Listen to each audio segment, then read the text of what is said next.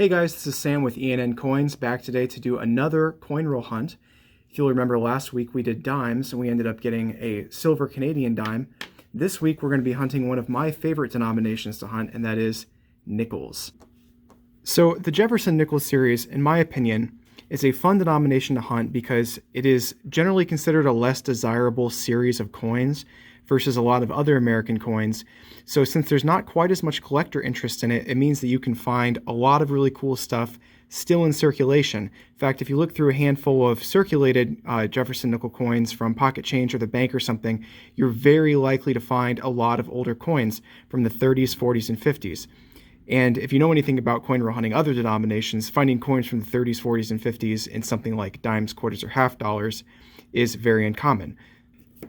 So today we have 10 rolls of coins, all from the bank. And the rolls they gave me, we have three different types here. Customer wrapped, two types of customer wrapped, and then we have the typical machine wrapped rolls. So something like this is pretty typical, and you're going to get it out of a box. So if you get a $100 box of nickels from the bank, these are the kind of coins you're going to be getting. So we have, I think, 7 of these, or we have 6 of these, this type, these coin-tainer rolls.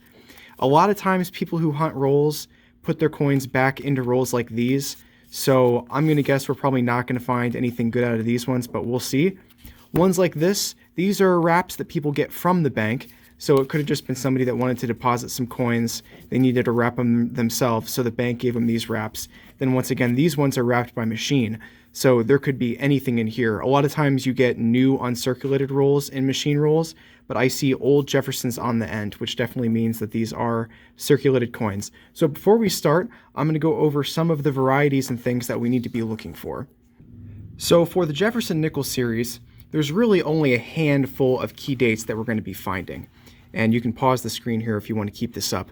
But we're looking for the 1938D, 38S, 39D, 39S, and then the lowest mintage coin of the series is the 1950D at just a little bit over 2.6 million. And the 1950D, the low mintage was known early on. I have an example of that coin right here. So the majority of these coins got pulled out of circulation. So you'll find uncirculated ones in coin shops pretty often. This one would cost maybe $10 or $15 like this. Slabbed, they're a little bit more. I have a slabbed one right here. This one graded MS64. This is going to be a very rare find in circulation. They are possible to find. You can find circulated examples. But actually, if you have a very well circulated example of the 1950D, a lot of them are actually rarer than the circulated ones. So this is going to be the toughest date to find by far. Then we also have what would be considered semi-key dates. So these are dates that are tough, but easier to find than the key dates. So the 1942D non-silver and the 1955 are two tougher dates to find. And then another thing that we want to pull out are the war nickels. So these are minted 1942 to 1945, and it's only certain ones from 1942. They actually used a 35% silver alloy for these coins because nickel, the metal nickel at the time, was needed for the war effort, so it was replaced with silver. So these coins, any of them in those dates, hold a premium above face value due to that silver content. So in addition to key dates, there's also varieties that we're going to be looking for. So the Jefferson nickel series is absolutely packed with varieties. Here on this piece of paper, I just have written some of the more common varieties. These are the ones that are very well recognized by dealers, and ones that you can actually sell for some money. So the most recognized one is the 1939 doubled Monticello, which I'll show an example of that in just a minute. And next we have some repunchment marks. This is a 3/2, so an overdate. The 1943 P doubled I is also a very recognized variety. I'll show you a picture of that one too. And the rest of these are also recognized varieties. But if you get a variety book, there's a lot more than this, but a lot of them are only worth a few bucks, so they're not necessarily it's not necessarily worth spending a lot of time on. So I have up on my laptop here an image from PCGS. PCGS is a great resource for these varieties because they have a ton of high-res images you can look at. This is a 1939 doubled Monticello. I believe this is an MS67 plus graded coin. And if we come over here and look at the Monticello in the 5 cents, you can see extremely strong doubling. And in uncirculated examples, you can see this with the naked eye. So especially on the O right there, it's extremely evident. Then on the 5 cents too, all of the doubling. So this is what we're looking for. So every 1939 Philadelphia minted nickel that you find in circulation is worth looking at for this variety. If it's good condition, if it's bad condition, doesn't matter. It's always worth looking. The next variety I want to talk about here is the 1943 doubled I, and this is a silver war nickel. And if we zoom in on the I, you can see it looks a little odd. It's because there's actually a second I right below his first I. And then if you look at the outline of the face, you can see a little bit of doubling there too. So I have a 1943 P war nickel right here. You can tell it's a war nickel just by looking at it because of the kind of greenish color. This is not the double die variety, and you can see how worn this coin is. This variety and other double die varieties, especially in war nickels, are tough to find in circulated condition because a lot of times the details just wear away. So even if this was a double die, it would be hard to see. And the 1943 3/2 would appear right here too. The very bottom serif on the 3 kind of has a hook to it. And it's actually because there's a 2 underneath the 3. Again, this is not the variety, but that's where you would be looking if you were looking for that variety. All right, guys, so in the interest of time, that's all I'm going to talk about when it comes to what varieties we're going to be looking for. We're going to start the hunt here in just a second.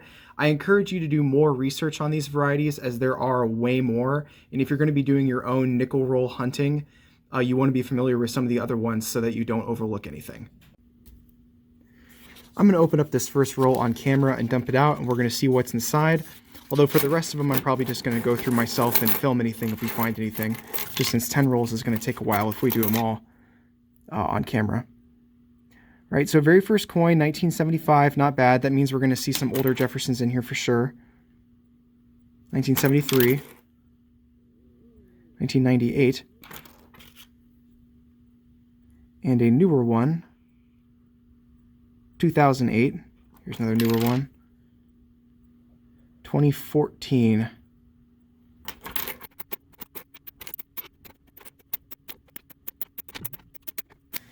All right, so as expected, we did not find anything in that first customer wrapped roll.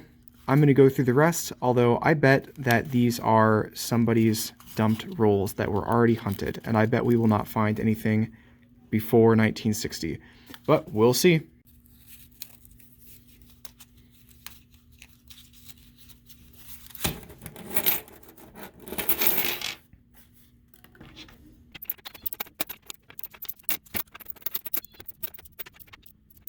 All right, so I stand corrected.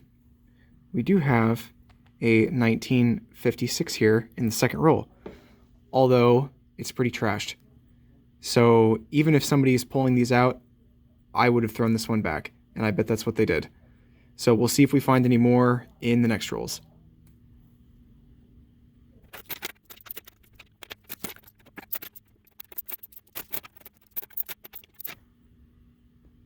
So in that last roll, we got this 1946 Philadelphia. Mint mark would be right there if there was one, in a little better shape, plus this 1956. So that's not bad. We have two pre-1916 coin or 1960 coins out of 6 customer wrapped rolls. I am still not convinced that these were not deposited by somebody hunting. Maybe they just have a lot of 1946s. This isn't bad though. Given the amount of 1960s coins in these rolls, I would have expected to find a little bit more, which is why I suspect they might still be hunting. I personally prefer machine wrapped rolls since you know that nobody has gone through them. So we're going to do those ones next.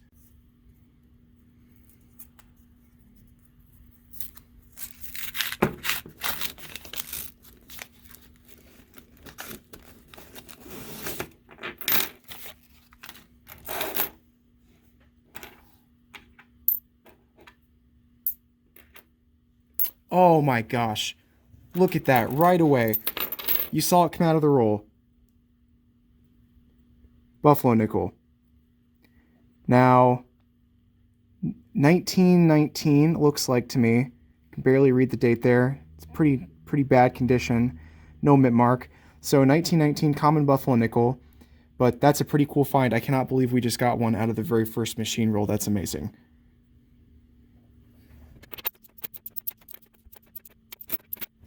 Second find of the roll so far, 1948, Philadelphia.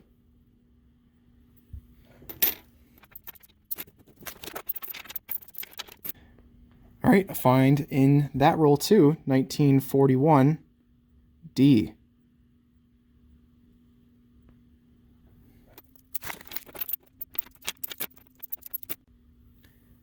So a quick recap on the rolls we've done so far. We got 2 pre-1960 nickels out of those 3 machine wrapped rolls, and find so far is this 1919 Buffalo nickel, which I didn't even talk about because I didn't think that we would get one out of just a few machine rolls. In my personal experience, normally you get 1 Buffalo per every $100 on average, I would say. So some boxes you get none, some boxes you get 2. So getting one out of the first roll, definitely not something that I expected. And now for the very last roll, this other customer wrapped roll with a different wrap on it than the previous ones.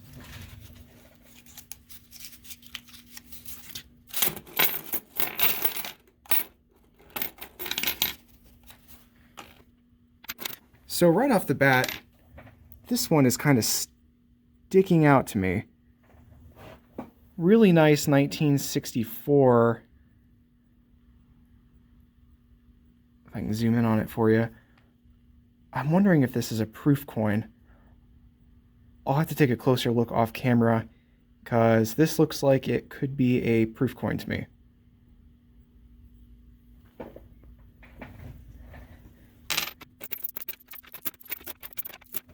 So last find out of that roll is a 1955 D. So that makes 5 pre-1960 nickels in those rolls. So that's an average of 1 every 2 rolls. Not bad.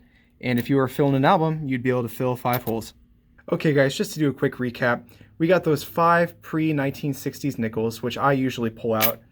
We got the 1964 well-struck or uncirculated, almost uncirculated nickel, which I thought was a proof, but is not. And we got this nice 1919, well not so nice, but nice find for the box, common 1919 Buffalo nickel. So I think with these finds, you can see why nickels are one of my favorite denominations to hunt.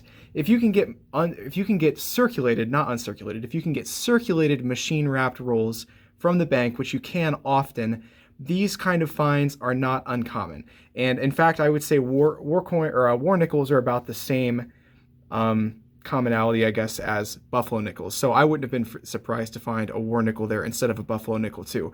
Whereas if you go to the bank and you get a box of quarters per se, you could be hunting 10 boxes before you find anything cool. So if you want to have some fun coin roll hunting, my suggestion would be to grab an album, a nickel album that starts at 1938, get some boxes from the bank, and just start pulling out pre-1960 stuff and filling in holes. You'll be able to fill it up a lot faster than you expect, and in my opinion, it's a lot of fun. I hope you enjoyed today's video. If you did, please like and comment on the video and subscribe if you want to see more videos like this. Thanks again.